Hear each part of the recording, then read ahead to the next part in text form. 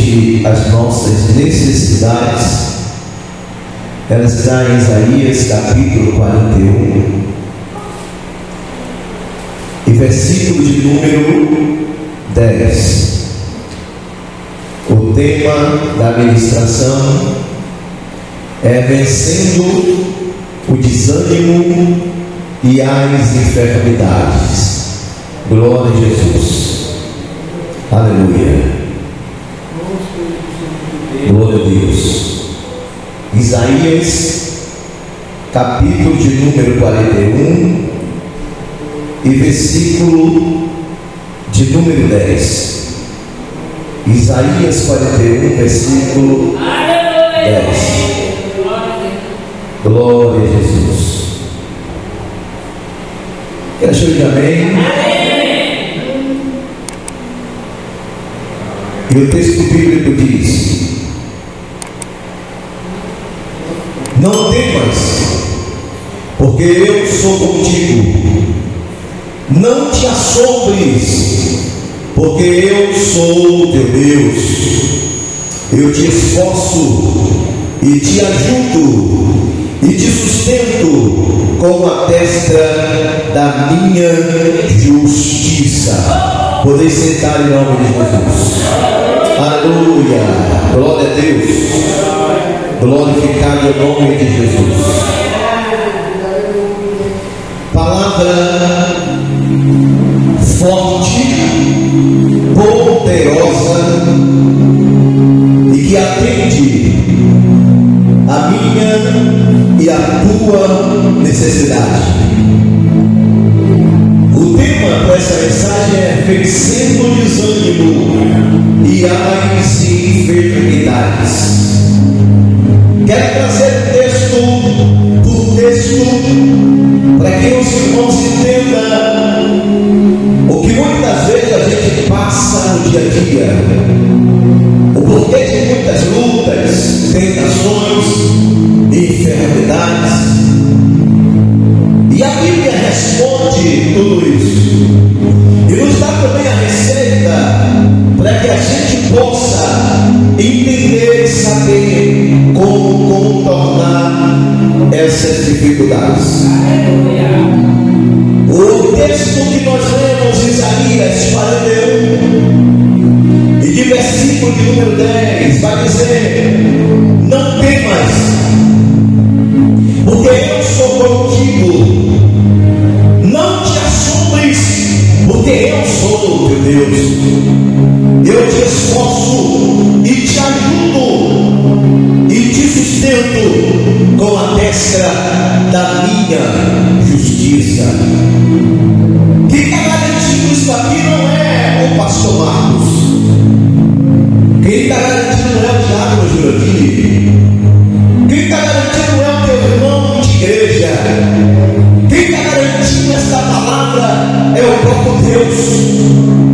Ele está garantindo para mim, para que eu não tema diante das minhas dificuldades, para que eu não me assombre quando vir o momento da enfermidade. Ele me ajuda, Ele me sustenta no momento que eu mais preciso. Quantas pessoas têm sido ajudadas por essa palavra? Quantas pessoas habitam as portas do templo com depressão, com doença, com problemas familiares, e quando ouve uma palavra de Deus, começa a entender o quão é e quão maravilhoso é a palavra de Deus, e quando nós seguimos ela, as bênçãos do Senhor é notória em nossas vidas, e nós vamos saber conduzir e contornar as nossas dificuldades, momentos ruins. Glória a Deus. Eu já vi pessoas desenganadas, pessoas que o médico disse que não tinha jeito, e quando busca a Deus, reverte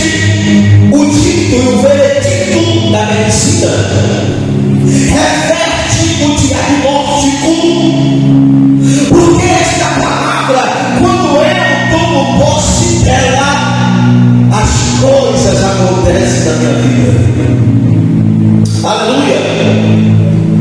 E aqui ele vai dizer, passeia aqui no programa, reconhecendo o desânimo e as enfermidades.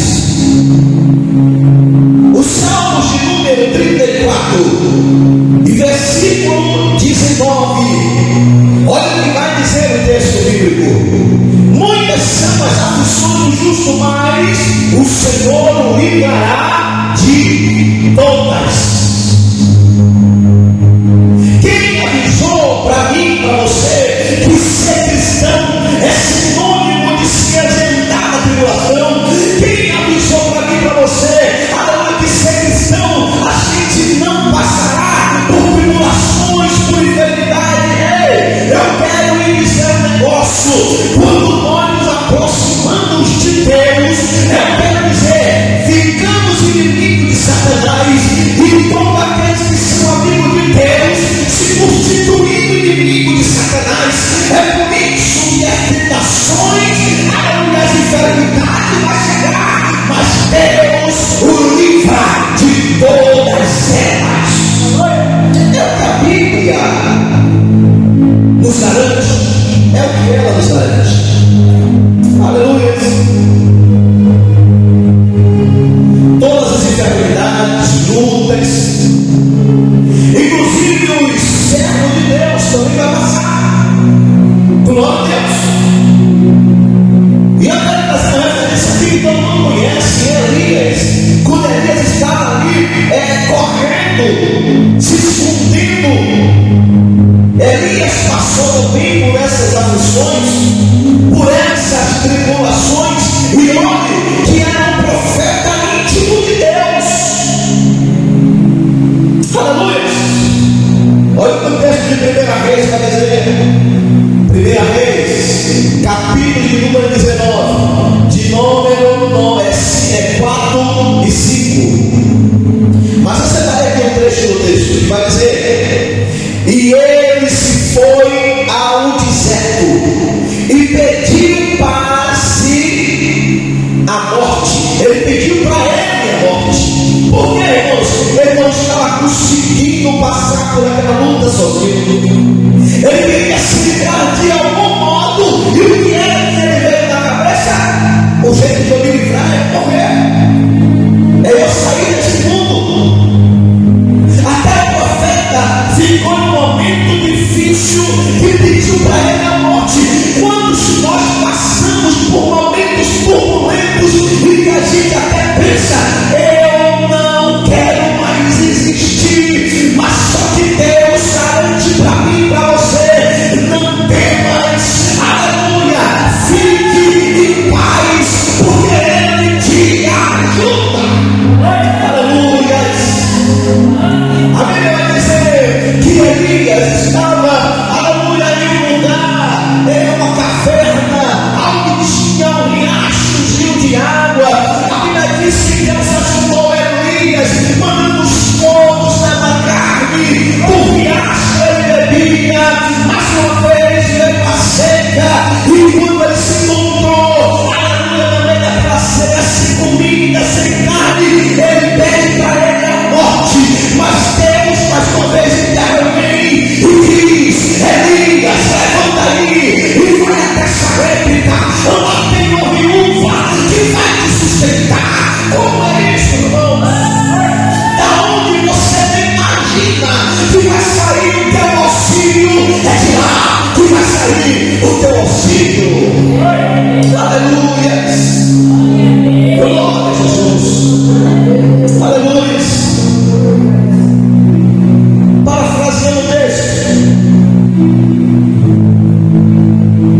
quem é em sã consciência que vai sair de uma capital para um interior, para uma roça, e dizer que vai prosperar?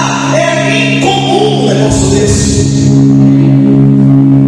É incomum. As pessoas realmente saem e vai para a capital ou para as capitais, a fim de ganhar um trabalho, um emprego, e desse emprego tirar o seu provimento. Mas eu fiz o inverso. Eu saí da capital e vim para uma roça, porque chegou o momento de Deus na capital. E quando cheguei na roça aqui, eu não vou dizer que eu não tinha nada, que eu tinha minha família, e a minha família é tudo abaixo de Deus. Eu tinha só minha família. Quando eu cheguei aqui, posei em uma casa de favor. Logo 9 meses depois pedi a casa. Fui para uma casa dentro do mato, que estava abandonada. Um tempo depois pedi a casa. Fui para a casa do meu sogro. E de lá a gente foi para uma casa própria. E começou Deus a operar. Passa esses anos.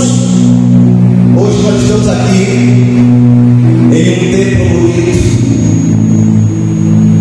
com os irmãos congregando, e Deus abençoando tanto a minha vida como a vida dos irmãos. Porque só em a gente acordar pela manhã é uma bênção de Deus. Só em a gente ter sobriedade em determinados momentos da nossa vida, que se a gente não tivesse Jesus, a gente tomava o controle de tudo e poderia arruinar tudo. Isso é uma bênção de Deus. Aleluia. Tem gente que fala: se eu não fosse crente. Glória a Deus que você é crente. Porque talvez se você não fosse cristão, você ia tomar decisões, posturas, e você talvez iria se prejudicar e prejudicar alguém, e atrair para você coisas ruins. Então, só o fato de eu conhecer Cristo já é uma bênção de Deus. Aleluia. E aqui vai dizer, irmãos, eu vou falar de pessoas que teve comunhão extrema com Deus. Já foi Elias. O outro é Paulo, que teve 7 dons. A Bíblia vai dizer que Paulo, quando ele se converte, ele se torna um dos maiores apóstolos que Jesus teve. Mas chegou a uma altura da vida dele que ele pede a Deus, a Jesus, para que tirasse o espinho da carne dele. Mas aí o texto de 2 Coríntios, capítulo de número 12, versículo 7, vai dizer o seguinte: e para que não me exaltasse pela excelência das revelações, foi-me dado um espinho na onde? Na carne. Olha aí, irmão. O homem que profetizava, falava em línguas, pregava, era apóstolo, discernimento, dons de revelação e tudo mais. Mas ele tinha um espinho na carne, ele era afligido a todo momento. Tem gente que muitas vezes na igreja canta um pouquinho de nada, acha que é o melhor de todos. Prega um pouquinho e começa a dizer que é o maioral. E aí, irmãos, sabe o que acontece?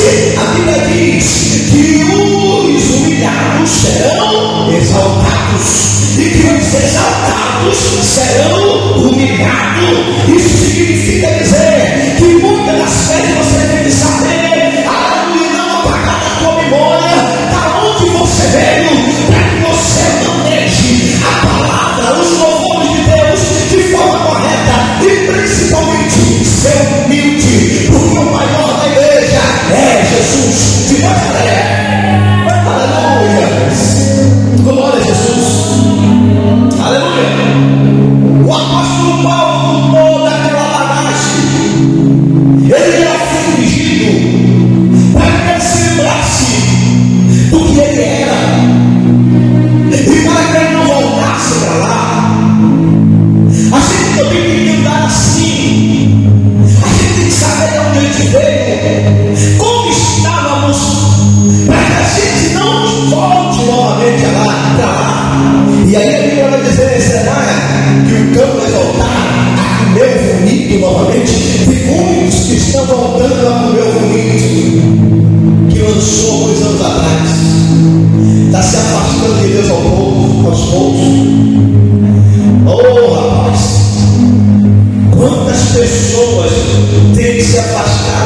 Deus ou se é pastor de Deus esse ano.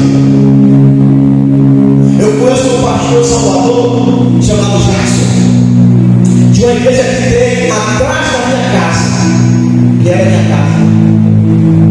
O pastor estava dizendo: pastor, o que está acontecendo? Ele estava achando, de repente esvaziou tudo.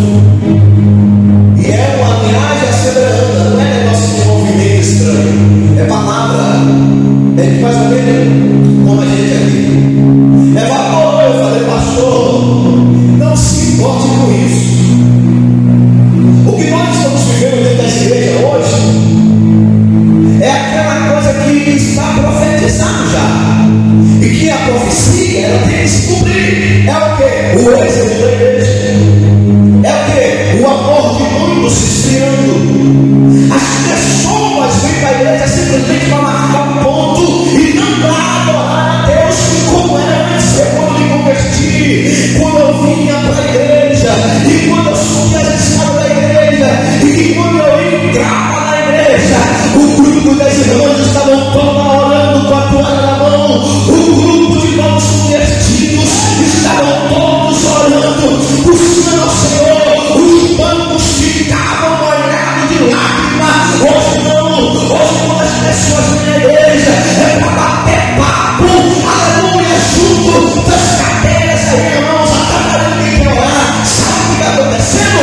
O amor a Deus está se esfriando. As pessoas preferem estar no mundo que é dentro da igreja, e por isso passa por aflição, e por isso chega de enfermidade, e não tem poder, e nem autoridade para orar repreendendo. É isso. Aleluia. Glória a Jesus. Aleluia. Na época de meia sabedoria, que a gente achava que era meia sabedoria, as igrejas eram lotadas. Não existia esse movimento estranho. Culto misturado está acontecendo por aí agora. É um bocado de inimigo branco e branco. E aí bota uma batida de tambor e fica marchando, batendo o pé, correndo na igreja. Isso é coisa de candomblé. Não desmerecendo as religiões de matriz africana, mas os cultos que alguns instituíram em algumas igrejas aí, está parecendo um culto de matrizes africanas. Sabe o que é isso? Que alguém se inventaram por aí. Ninguém quer saber mais de levar a palavra séria. Sabe por quê? Porque fica do jeito que você está vendo aí, vazia a igreja. Mas se eu colocar aqui no movimento, enche pessoas que a gente nunca viu na vida, vai estar aqui. Aleluia, as pessoas que a gente nunca viu, vai entrar na igreja, vai encher, vai começar a correr, a orar, pode ter a cara no chão, a rodagem lá, a cortar laço, pegar tesouro das igrejas.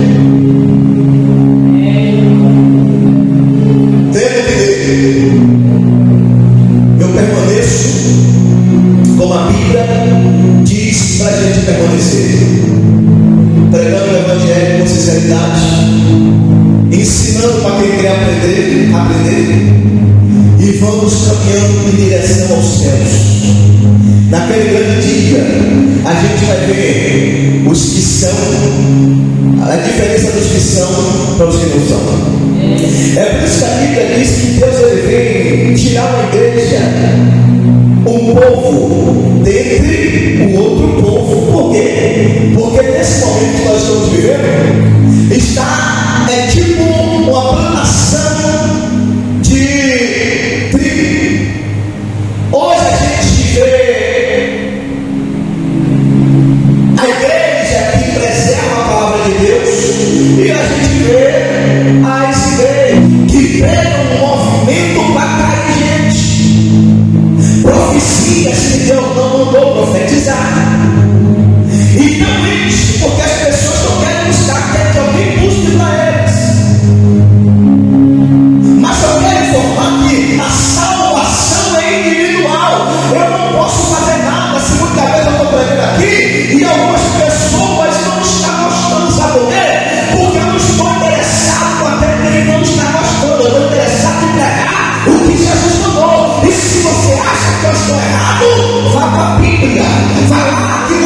resposta de tudo. É isso. Lá tem respostas. Vê como é um culto ordeiro. Até lá quando a gente vai ser, o que é que diz? Esperando pelos outros. Olha aí, o apóstolo Paulo já cresceu, voltava no culto. Espera eu pelos outros. Isso quer dizer ordem no culto, não uma bagunça.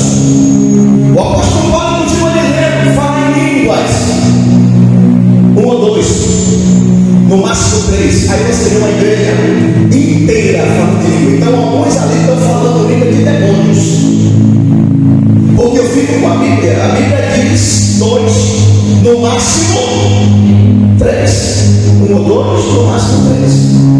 Eu fico com a Bíblia. Aí tem algumas pessoas que muitas vezes caem em algumas religiões dessa aí, que muitas vezes podem até querer falar mal do que eu estou pregando, porque foram ensinados dessa forma e eles não tiveram um pingo de visão e de querer estudar a Bíblia para saber se aquele culto é um culto instituído por Deus na palavra. E a Bíblia vai dizer que o culto tem salmos quer dizer louvores, tem profecia, mas o melhor mesmo é a palavra. Você vai ver Paulo dizendo: no culto vai ter a batida do tambor, vocês vão ficar marchando na igreja, rodando, pegando na mão de alguém, dando passe, né? É o que faz lá no lugar, né? Pega na mão da pessoa e dá aquele passe, gira. Tem algumas igrejas que estão fazendo isso. Você não vê o apóstolo Paulo falando isso? Se você for ver o culto que o apóstolo Paulo fala, é esse culto que nós estamos hoje aqui fazendo, participando. É o culto bíblico.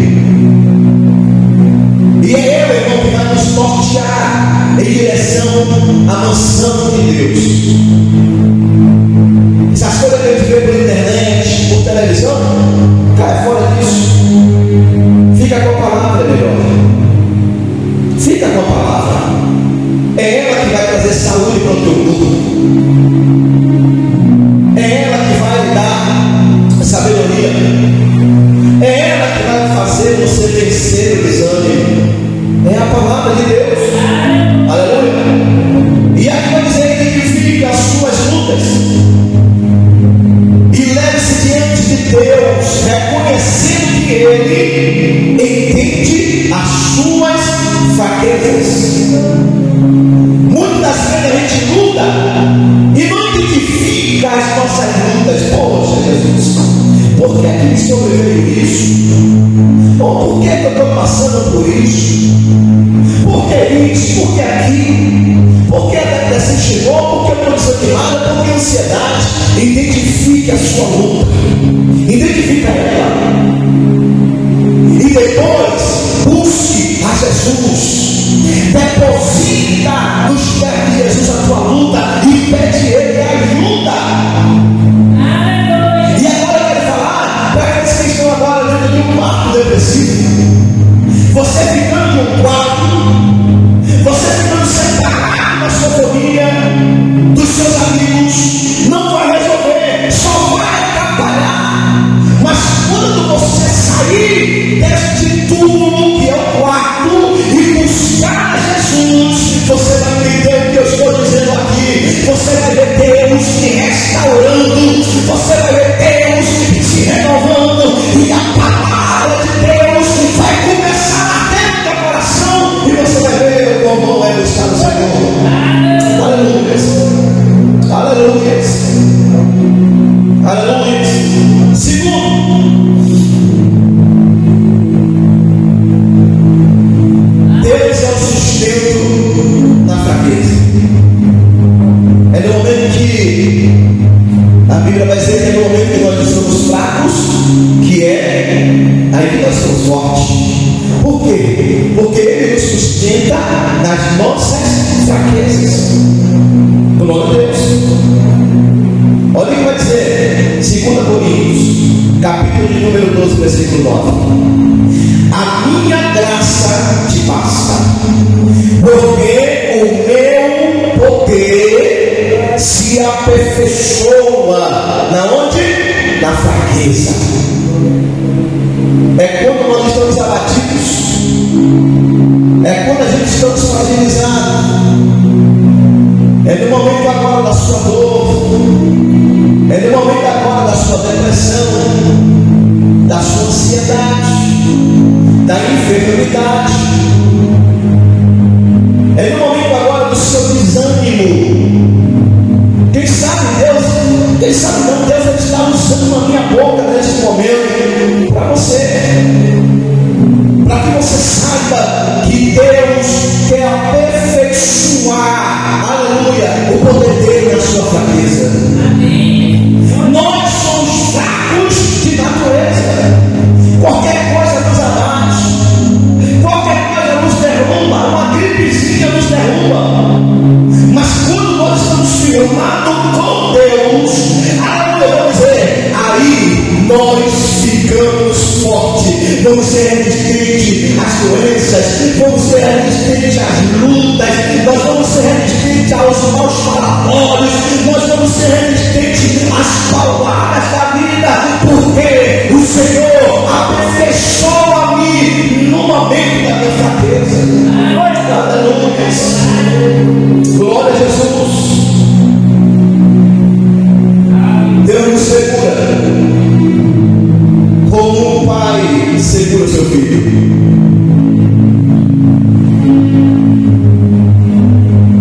Como um pai que segura seu filho e tropeça, ele nos segura, impedindo a nossa total queda. No momento que nós estamos fragilizados, o Senhor nos pega. Não tem gente que está fragilizado e decide largar a mão de Deus. Naquele dedinho que ainda está pegado ali, ele larga a mão de Deus, para de buscar em Deus. Diz que muitas vezes está indo para a igreja, mas não resolve nada. Tem gente que fala isso. Eu estou indo para a igreja, não vai nada resolver. Você que pensa. O problema é que você com o olho carnal não vai ver, mas se você começar a enxergar com o olho espiritual, você vai ver como você era e o que você se tornou hoje. Mas só que a luta nunca vai deixar de existir. Seja pastor, seja diácono, seja presbítero, seja irmão com dinheiro, irmão sem dinheiro, sempre vai ter lutas, sempre vai ter batalhas, sempre vai ter enfermidade. Mas o que a gente temos que entender que é necessário nós nos aproximarmos mais de Jesus para suportar todas essas coisas, porque sozinho a gente não consegue. Aleluia. Glória a Jesus.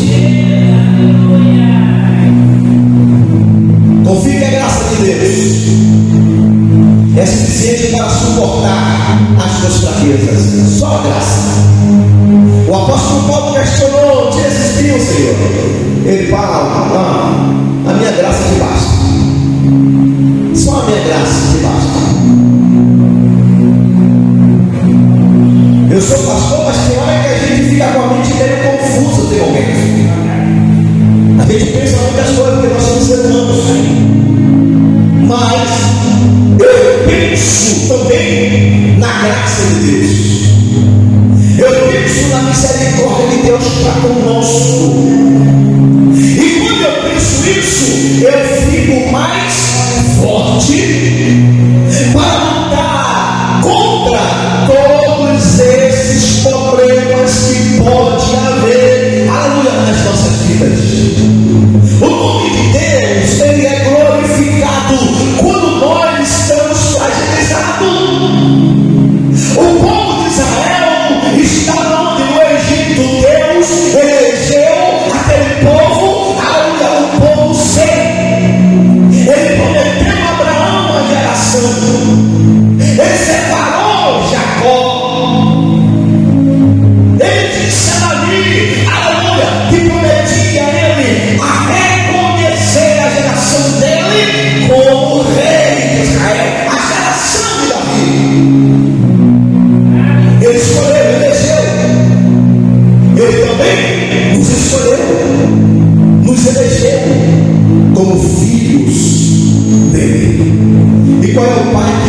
seu filho passando por problemas e vai ficar de braço cruzado?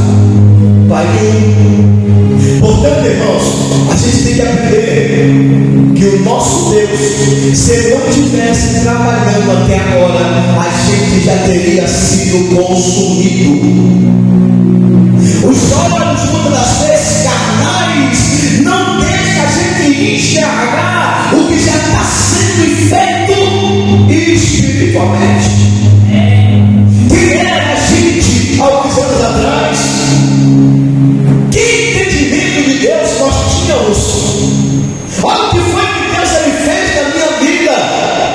Olha o entendimento de Deus que nós temos. Nós sabemos exatamente como nos permanecermos para um dia encontrar com o Rei da Glória. Aleluia! Glória a Jesus. O que nós temos que fazer é simplesmente ficar atentos e depositar na mão de Deus todas as nossas lutas e batalhas. Aleluia. Terceiro, enxergando a cura e a vitória em Cristo Jesus. Isaías capítulo 53, versículo de número 5. Olha o que vai dizer o texto. Mas ele foi ferido pelas nossas transgressões e moído pelas nossas iniquidades. O castigo que nos traz a paz estava sobre ele, e pelas suas pisaduras fomos o quê? Sarados. Olha, se eu ouvisse esse versículo na igreja, sem pregação nenhuma, e o pastor dissesse assim: olha, o culto acabou, eu ia embora satisfeito. Esse versículo aqui de Isaías e o versículo de Isaías 40, aleluia, o versículo 41, versículo 10, para mim já estava bom. Eu ia para casa satisfeito, porque eu tinha ouvido Deus falar comigo. Jesus levou sobre si nossos pecados e enfermidades, nos garantindo que a vitória. É isso que nós temos que entender. A vitória não já está nas nossas mãos. Muitas vezes a gente deixa ela passar, escorregar pelos nossos dedos. Dê manutenção na sua fé diariamente. Busca o Senhor diariamente. Se apaixone, ame buscar o Senhor. Porque dessa forma você vai chegar com a ótica espiritual, com a ótica da sua fé. E assim o nome de Deus vai ser glorificado na sua fraqueza. Glória a Jesus. Olha lá. Repare como é que o nome de Deus será glorificado. E ele tem sido glorificado muitas e muitas vezes. Lucas capítulo 8, versículo 41 e 43. 43 ao 44. Nós separei um texto só, pequeno, para a gente entender. Olha o que vai dizer aqui o texto de Lucas capítulo 8 e versículo 43 e 44 e 48. Vai dizer: tua fé te salvou, vai-te e que em paz. Olha para isso. Olha para isso. A mulher sabia onde era a fonte. A mulher sabia onde buscar a solução. A mulher sabia que aquele homem que estava passando naquele momento era a fonte da cura dela. Então ela larga tudo, se embrenha no meio da multidão, se arrastando, toca na obra do vestido de Jesus. A Bíblia vai dizer que de Jesus saiu virtude. Jesus identifica que essa virtude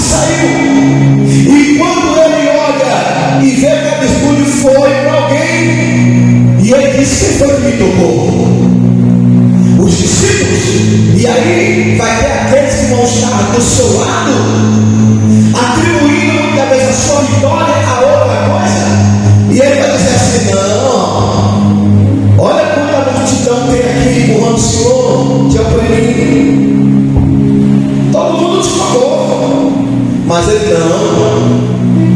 Eu conheci que de mim saiu virtude. Ele está dizendo o quê? Alguém me tocou especialmente. Alguém me tocou especialmente. E a mulher se aproxima de Jesus e diz: foi o Senhor. E o que é que Jesus fala? Aqui, ó, o texto: tua fé te salvou, vai-te em paz. Por que Jesus fala isso? A gente sabe que a tradição judaica, as pessoas que tinham frutos de sangue não poderiam estar envolvidos, não poderiam estar no meio da população. Em alguns casos, nem no meio da sua família ela poderia habitar. Naquele período que ele estava de frutos de sangue, que era a menstruação, o período menstrual da mulher, tinha uma casa que a mulher ficava reservada, só saía dali quando o sangue estancava. O problema daquela mulher era outra ordem, era de outra ordem, que a mulher tinha muitos anos com aquele fruto de sangue. Mas aquela mulher foi até Jesus. É por isso que eu falei: você está com problema? Você está passando problemas? Há quanto tempo você tem esse problema? O que está te faltando, talvez aqui está o que você esperava ouvir, para que você tome uma decisão. O que está faltando para você é você buscar Jesus. No dia que você se aproximar de Jesus com fé, como essa mulher do fruto de sangue, você vai ver se os teus problemas não vão estar estancados. Aleluia. Agora vá com fé. Vá com fé. Olha para dizer: creia que Deus ainda realiza milagre, tanto espiritualmente quanto físico, em nossas vidas. E eu sou a prova disso. Quantos milagres Deus realizou? Só o milagre de eu ter saído daquela UTI, quase 3 dias entubado, e Deus me fez voltar. E quando eu saí dali, uma pessoa que tinha se internado comigo para fazer a cirurgia, eu saí e ele ainda ficou entubado lá. Eu fiquei 20 dias e não tive mais notícia dele. Fiquei 20 dias internado ainda, com a sonda do lado aqui, carregando para cima e para baixo. E Deus me trouxe de volta. E Deus me trouxe. E ainda no momento da cirurgia, ainda teve uma intercorrência. E que essa intercorrência, eu vi todo o procedimento. E depois, quando o médico chegou no meu quarto para me visitar depois que eu saí da UTI, eu falei para ele exatamente como aconteceu a cirurgia. E ele falou: como é que o doutor Raul já passou aqui? Eu falei: não. E como é que você sabe os detalhes? Eu falei: eu sei porque eu vi. Mas só não, muitas vezes eu não estou por isso, porque tem pessoas que não acreditam no sobrenatural de Deus. Tem pessoas que não acreditam. Eu me lembro que quando eu estava fazendo a cirurgia, eu estava em cima do refletor. Não tem aquele refletor grandão que é para clarear? Eu estava em cima e vendo todos os procedimentos que ele estava fazendo em mim. Até o momento que ele tirou todas as vísceras e botou em cima do meu peito. Eu falei para ele: para que o senhor fez aqui? Botou as vísceras todas em cima do meu peito e tirou um pedacinho de negócio assim e jogou numa baciazinha metálica. Aí foi quando ele perguntou: doutor Raul já teve aqui, que era dos médicos. Aí eu falei: não veio não. Quem te contou? A enfermeira velha. Eu falei: não. Eu estou falando porque eu vi. Ele falou: viu como? Se você estava dormindo. Será? Eu falei: eu vi.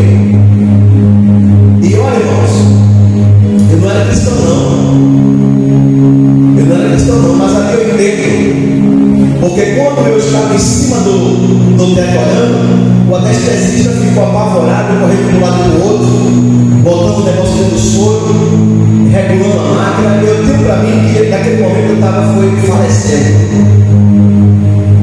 E o espírito saiu. Eu falo isso porque quando minha mãe faleceu, e ela faleceu no segundo da minha mão, ela falou para mim: meu filho, ela esticando as pernas e falando comigo: meu filho, olha aí no céu, repreende esse espírito da morte, está vindo me pegar, o espírito da morte aqui é descida de mim.